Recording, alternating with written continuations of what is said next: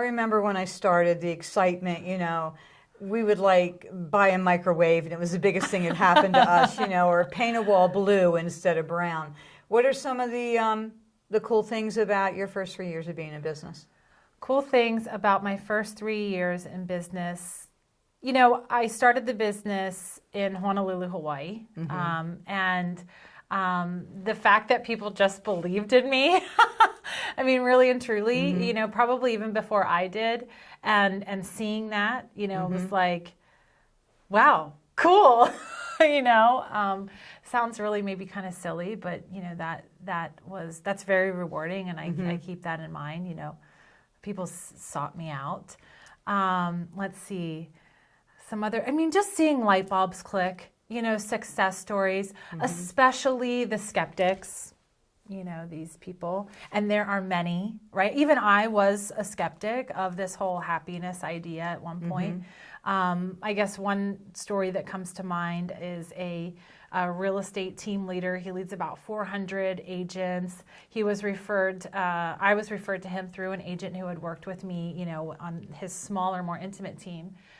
And they said, just have a conversation with her. And he's like, what do you know? What are you going to teach me? Not in like a rude way, but sort of like, I'm taking this meeting as a courtesy.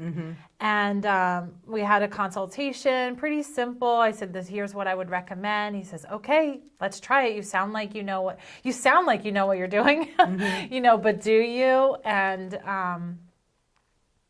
sure enough, we still work together. Across, 6-hour time difference and however many thousands of miles.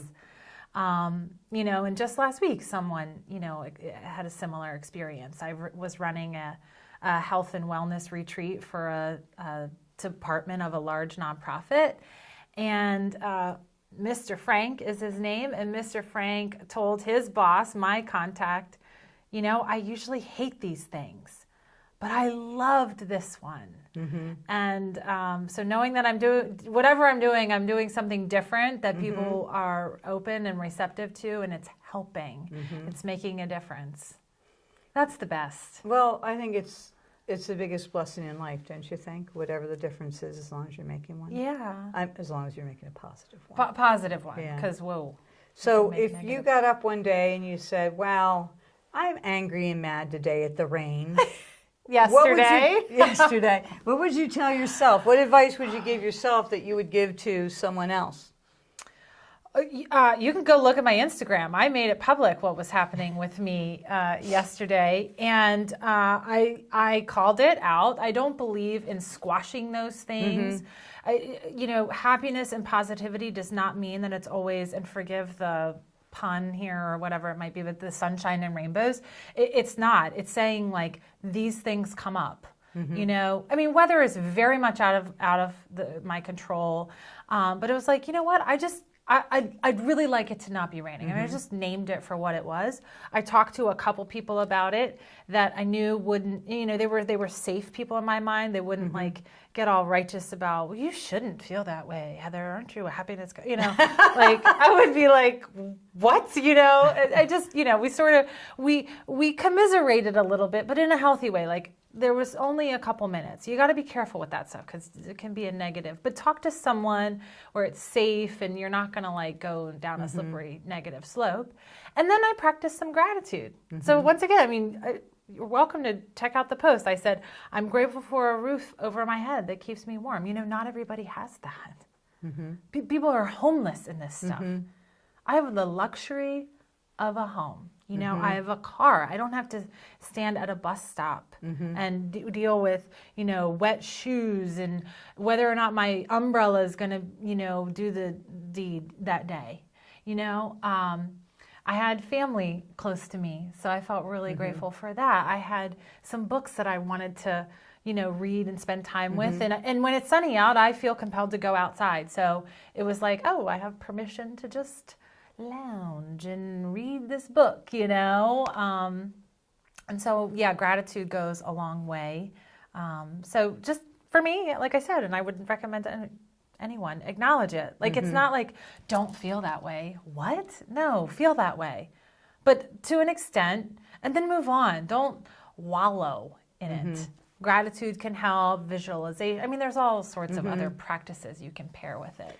You know, I think one thing in my life that's been a barometer is when my sister was 37. So actually, you started the company that year she died, you know.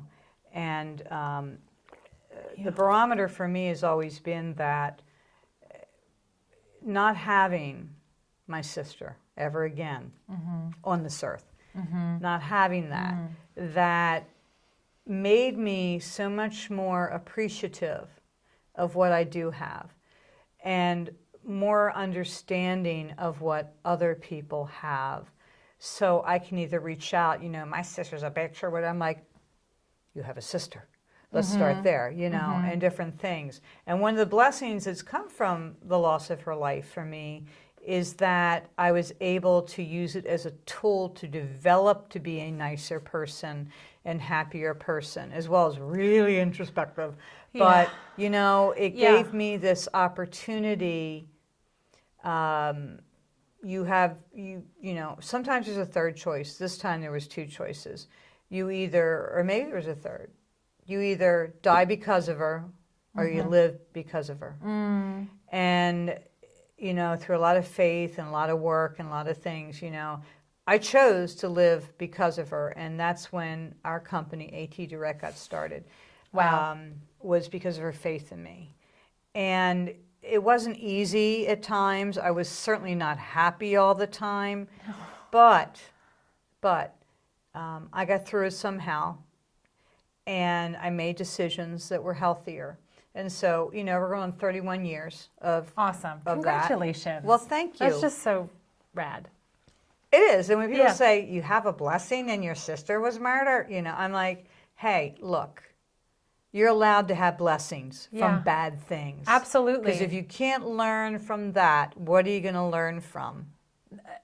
Absolutely. Right? I mean, I think it was Marianne Williamson who said, and maybe other teachers and philosophers have said this too, is, you know, we can learn from pain or we can learn from pleasure, you know, but the idea is that we're learning, you know, which one. And you have a choice. And I love what you said there. Die with her or live, you know, because of her. And it's like, that's your choice. Yeah, you get a choice. Yeah. You just don't always feel like it.